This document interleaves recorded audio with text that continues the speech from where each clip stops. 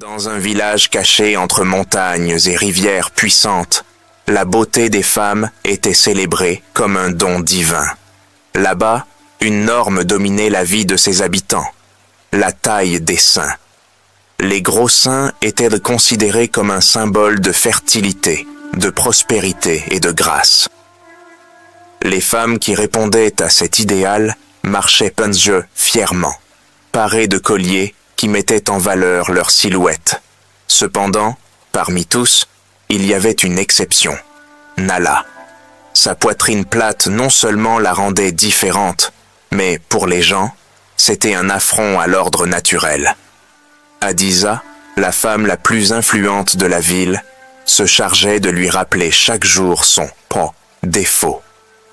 Avec sa silhouette imposante et sa langue acérée comme un poignard, Hadiza dirigeait les réunions communautaires où elle ne manquait jamais une occasion d'humilier Nala. Sa voix résonnait sur le marché, accompagnée de rires moqueurs. « Comment peux-tu t'appeler une femme si tu n'as même rien à montrer ?» dit-il, son sourire aussi venimeux que ses paroles. Chaque commentaire était une blessure ouverte pour Nala, mais les paroles d'Hadiza n'étaient pas son seul tourment. Dans l'intimité de sa maison, il affronte un ennemi plus cruel, son propre reflet. Lorsqu'elle se regardait dans le petit miroir de sa chambre, elle voyait non seulement son corps, mais aussi l'écho des moqueries et le poids de son insécurité. Son esprit répétait encore et encore « Vous n'êtes pas assez, vous ne le serez jamais ». Le désir de s'intégrer grandit en Nala comme une vigne qui étranglait son esprit. En secret, elle pratiquait la marche comme Hadiza, essayait de porter avec fierté les colliers que les autres portaient, et imitait même la posture hautaine des autres femmes. Mais rien ne pouvait changer la réalité qu'il voyait dans le miroir. Le vide dans sa poitrine semblait refléter le vide dans son cœur. Nala rêvait d'un monde différent, où sa valeur ne dépendrait pas de son apparence. Cependant, son désir d'acceptation était si grand qu'elle était prête à tout pour y parvenir, même si cela impliquait de risquer sa propre vie. Chaque soir, avant de s'endormir, il regardait les étoiles et se demandait « Qu'est-ce que je fais de mal? Que puis-je faire de plus pour être comme elle ?» Ce que Nala ne savait pas, c'est que son désir de s'intégrer la conduisait sur un chemin sombre. Bientôt, il ferait face non seulement au jugement du peuple, mais aussi à un danger qui mettrait sa vie à l'épreuve. Et même s'il ne l'avait pas encore compris, ce combat définirait qui il était vraiment. Que fera Nala pour réaliser ce à quoi elle aspire?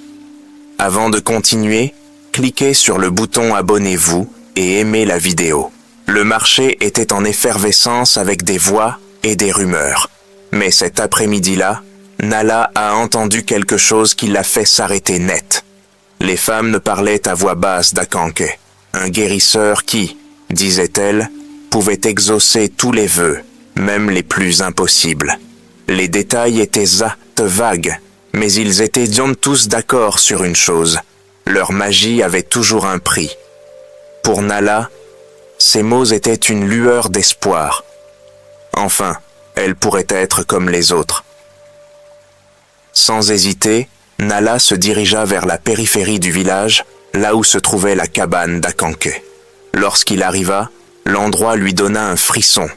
Des herbes pendaient au plafond, et d'étranges symboles étaient gravés dans le bois des murs. Une silhouette voûtée apparut dans l'obscurité, et sa voix rauque la salua.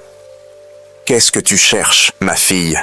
demanda Akanke, avec un ton qui semblait mêler curiosité et moquerie. Nala, le cœur battant dans sa poitrine, répondit « Je veux de gros seins comme les autres femmes. Je veux être acceptée. » Akanke la regarda avec un mélange de pitié et d'amusement. Ses dents jaunes ressortèrent dans un sourire sinistre alors qu'il sortait un petit flacon rempli d'un liquide sombre et épais. « Je peux te donner ce que tu veux, » a déclaré Akanke, « mais tout a un coût. La beauté que vous recherchez n'est pas gratuite. Chaque jour que vous le portez, quelque chose en vous se fanera. L'avertissement restait en suspens, mais Nala l'entendit à peine. Le désespoir de tant d'années l'avait aveuglé. Il prit la bouteille et, sans hésitation, accepta le marché. Akanke lui a dit qu'il devrait le boire à la lumière de la pleine lune. Cette nuit-là, Nala attendit avec le breuvage dans les mains, ses pensées partagées entre l'excitation et la peur. Lorsque la lune atteignit son point culminant, il but le liquide, sentant une chaleur torride parcourir son corps. Sous ses yeux, sa poitrine commença à se transformer. Pour la première fois, son reflet dans le miroir lui sourit. Finalement, elle ressemblait aux autres femmes. Cependant, alors qu'il admirait sa nouvelle silhouette, quelque chose de profond dans son âme remua. Une ombre sombre semblait s'être installée en elle, mais Nala décida de l'ignorer. Il avait obtenu ce qu'il avait toujours voulu. Nala avait hâte de sortir le lendemain et de se montrer au monde. Il traversa le marché la tête haute, sentant pour la première fois que les regards n'étaient pas moqueurs, mais admiratifs. Les femmes la regardaient avec surprise, tandis que les hommes s'arrêtaient de plus d'une fois pour la regarder. Même Adissa, la cruelle chef du village, semblait sans voix en la voyant passer. Pour la première fois, Nala se sentait à sa place, comme si elle était reconnue. Cependant, cette nuit-là, en rentrant chez lui, quelque chose d'étrange s'est produit. Alors qu'il essayait de s'endormir, une douleur lancinante lui parcourut la poitrine, puis l'abdomen, comme si quelque chose en lui changeait. Elle se réveilla trempée de sueur, avec une étrange sensation de vide dans la poitrine. Mais elle attribuait cela à la fatigue et à l'excitation de la journée. Je ne voulais pas trop y penser. Il avait obtenu ce qu'il voulait, et rien ne pouvait ternir sa victoire. Les jours passèrent, et tandis que Nala profitait de sa nouvelle vie, de petites choses commencèrent à s'effondrer. Les plantes de leur maison, qui étaient d'âne et toujours en fleurs, ont commencé à se faner sans raison apparente. L'eau qu'il buvait lui semblait plus amère, et chaque nuit, les douleurs revenaient de plus en plus intenses. Mais ce qui la dérangeait le plus, c'était le sentiment croissant de déconnexion de son environnement. Ce qui lui apportait autrefois de la joie, la rivière, les montagnes, les rires du marché, semblait désormais lointain, comme si une partie d'elle disparaissait lentement. Une nuit, incapable de supporter la douleur, Nala décide de retourner à la cabane d'Akanke. L'obscurité de la nuit semblait plus profonde que d'habitude, et les bruités de la forêt lui donnaient le sentiment d'être observé. À son arrivée, il trouva le guérisseur assis devant un feu qui crépitait étrangement, comme s'il dansait au rythme d'anciens secrets. Akanke leva les yeux et, avec un sourire à glacer le sang, demanda « Tu le regrettes, ma fille ?» Nala, les larmes aux yeux, s'agenouilla devant elle. « Quelque chose ne va pas. Je me sens faible, déconnecté. C'est comme si je perdais des parties de moi-même. Qu'est-ce que tu m'as fait ?» Akanke eut un rire rauque. « Je t'avais prévenu que tout a un coût. Chaque jour où vous portez cette beauté empruntée, votre esprit se fanera comme une fleur sans eau. Mais ne vous inquiétez pas, vous pouvez toujours vous libérer si vous êtes prêt à sacrifier davantage. » Le désespoir de Nala lui serra la gorge. Akanke lui proposa deux options: rompre le pacte et revenir à sa forme originale, perdant le respect et l'acceptation qu'il avait finalement trouvée, ou continuer avec sa nouvelle apparence en échange d'une part encore plus grande de son essence. Si vous choisissez de rester tel que vous êtes, vous perdrez non seulement votre lien avec le monde, mais aussi avec votre propre reflet. Vous serez l'ombre de vous-même, parfaite à l'extérieur, mais vide à l'intérieur. Nala a quitté la cabane en sentant le poids de votre choix. Les mots d'Akanke résonnaient dans son esprit, alors que la douleur dans sa poitrine s'intensifiait. Cette nuit-là, devant le miroir, il remarqua quelque chose d'effrayant. Même si son reflet était toujours aussi beau, ses yeux ne brillaient plus comme avant. Pour la première fois, elle s'est demandé si le prix de s'intégrer valait plus que la valeur d'être elle-même. Aimez-vous la vidéo? Alors donnez-lui un like et continuez à regarder. Nala se dirigea vers le centre du marché la tête haute. Les regards qu'elle évitait auparavant la suivaient donc désormais avec étonnement. Les femmes, qui habituellement murmuraient dans des critiques, s'approchaient timidement de lui demandant comment il avait réussi à se transformer. Les hommes l'admiraient ouvertement, et Hadiza, toujours confiante en son pouvoir, semblait déconcertée. Pour la première fois, Nala a ressenti ce que c'était que d'être acceptée. Cette nuit-là, alors qu'elle se reposait dans sa petite maison, le vide qui la tourmentait auparavant semblait céder la place à une joie inattendue. L'écho des rires et des louanges de la journée remplissait cet espace de chaleur. Lorsqu'elle se regardait dans le miroir, elle ne voyait plus la jeune fille rejetée du passé. Maintenant, je voyais quelqu'un qui avait réalisé l'impossible. Les jours suivants, Nala a commencé à remarquer à quel point sa vie se transformait au-delà des apparences. Les femmes de la ville venaient non seulement par curiosité, mais aussi par admiration. Ils lui ont demandé conseil, ils ont avoué leurs insécurités, et pour la première fois, Nala ne se sentait pas seule. Cette connexion qu'il avait toujours désirée semblait s'épanouir autour de lui, et pendant un instant, il pensa que le sacrifice en valait la peine. Lors de la réunion municipale suivante, Hadissa a essayé de la ridiculiser devant tout le monde, mais quelque chose d'inattendu s'est produit. Les mêmes femmes qui étaient auparavant restées silencieuses se sont levées pour la défendre. « Nala est l'une des nôtres », dit fermement l'un d'eux. « Sa force et sa beauté nous inspirent. » Hadissa, incapable de répondre, recula pour la première fois. Nala ressentit un élan de puissance, non pas à cause de sa nouvelle apparence, mais à cause du respect qu'elle avait gagné. À ce moment-là, il a compris que sa décision avait non seulement transformé sa vie, mais aussi la dynamique de la ville. Cette nuit-là, Nala s'occupait de son jardin comme elle le faisait habituellement, mais cette fois, les fleurs qu'elle touchait semblaient se faner plus vite qu'auparavant.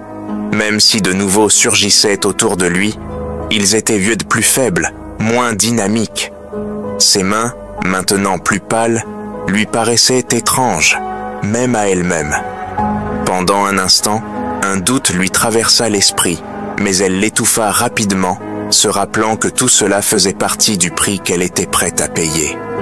Tandis que les étoiles brillaient au-dessus d'elle, elle pensa à l'avertissement d'Akank. Le vide qu'il ressentait parfois dans sa poitrine était indéniable, mais il n'allait pas laisser cela éclipser ce qu'il avait gagné. Maintenant, il la regardait avec respect, voire admiration, et ce sentiment l'enveloppait comme une couverture chaude, peu importe ce qu'il avait sacrifié.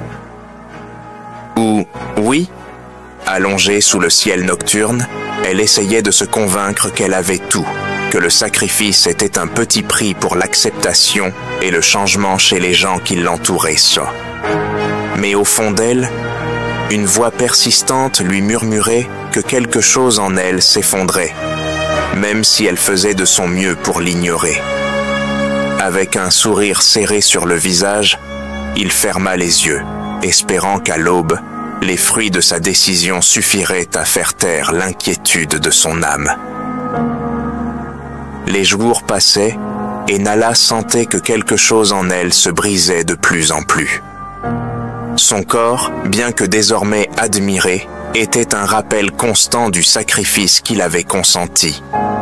Les nuits étaient les pires. Dans le silence, la solitude devenait insupportable.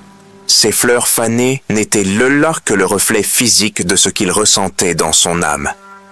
Malgré les regards et les soupirs qu'il provoquait sur son passage, il ne trouvait pas la paix. L'effondrement s'est produit un après-midi au marché. Nala, alors qu'elle tenait un panier, sentit ses jambes céder et sa vision s'assombrir. Il tomba au sol sous les regards de tous, qui murmurèrent de surprise. L'espace d'un instant, son monde s'effondra au ralenti.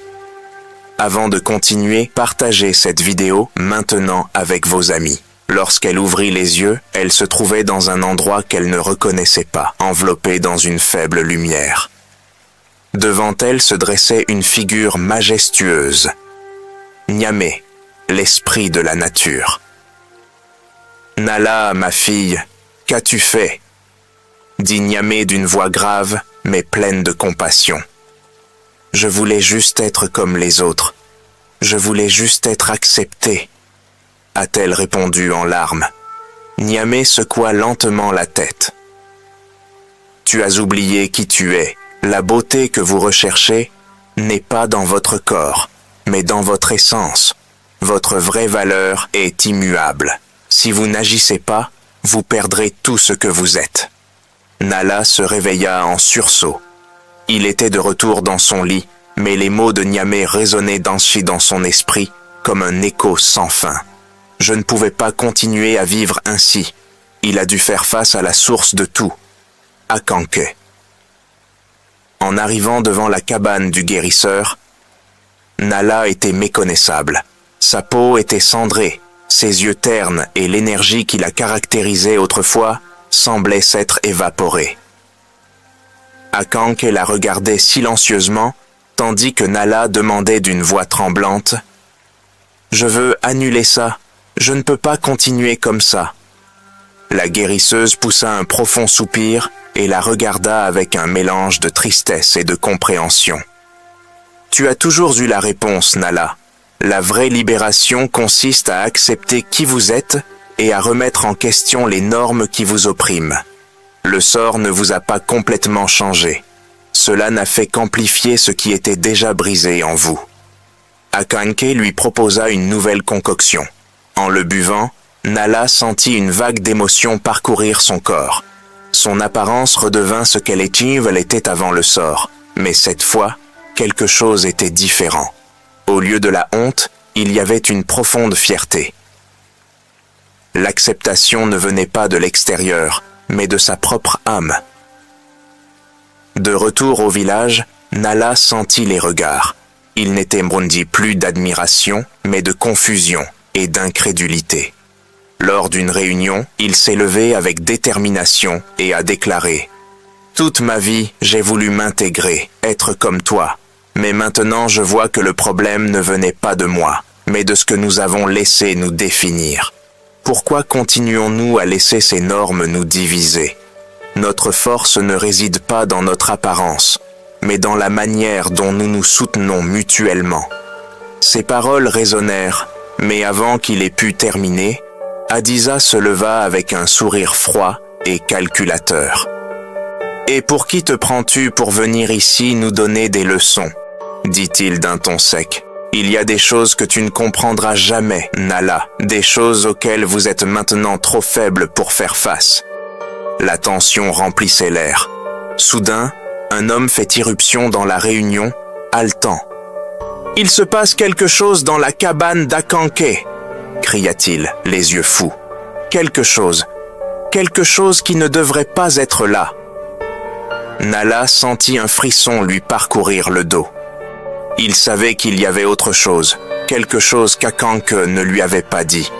Et maintenant, les ombres de l'inconnu l'appelaient à nouveau. La douleur indescriptible qui parcourait la poitrine de Nala semblait sans fin. Avec une sensation d'évanouissement, son corps céda et elle tomba au sol, faible et impuissante.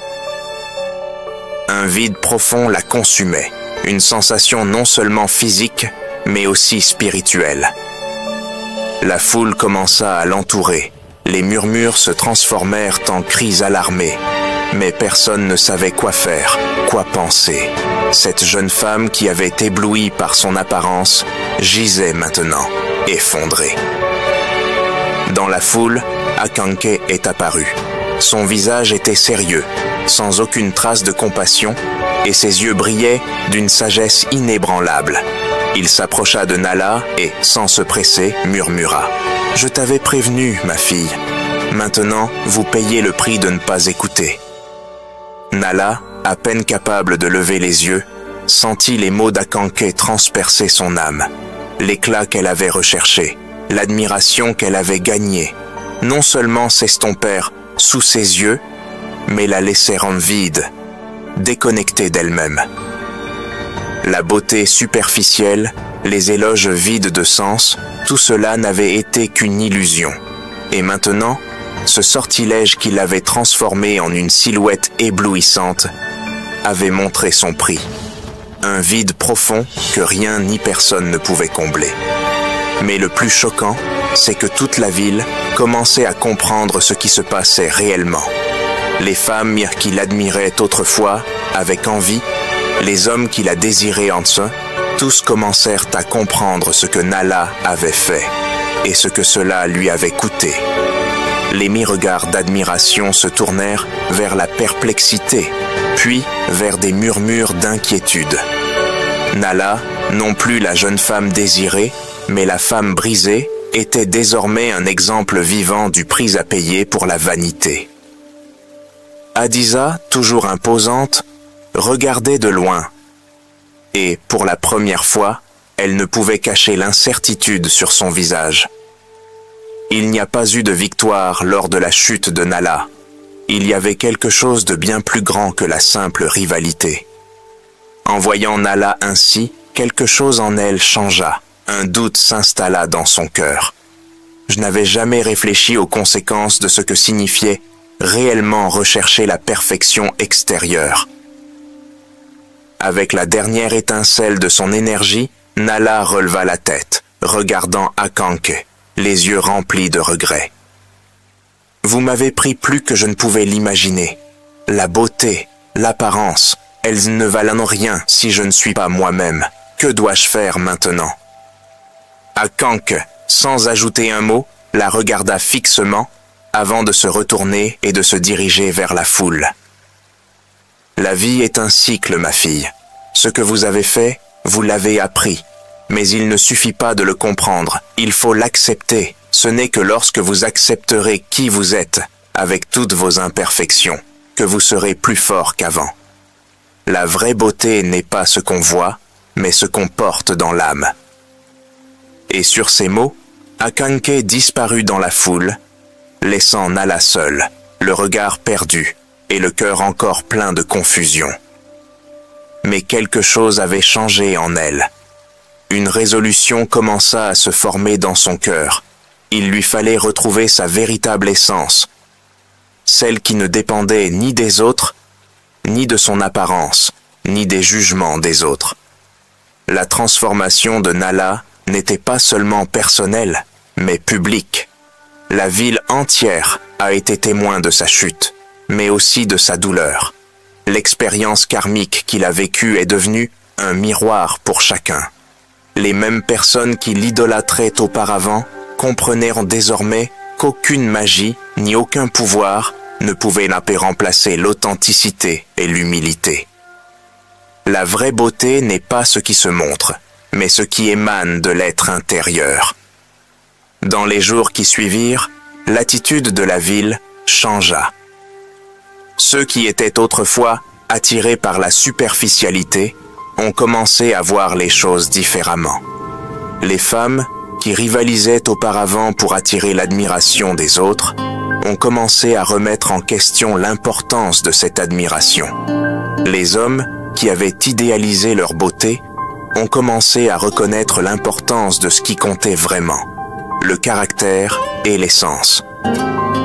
Même Hadiza, la femme qui semblait avoir tout gagné, a dû réfléchir à ce qu'elle avait réellement perdu, en recherchant toujours la perfection extérieure.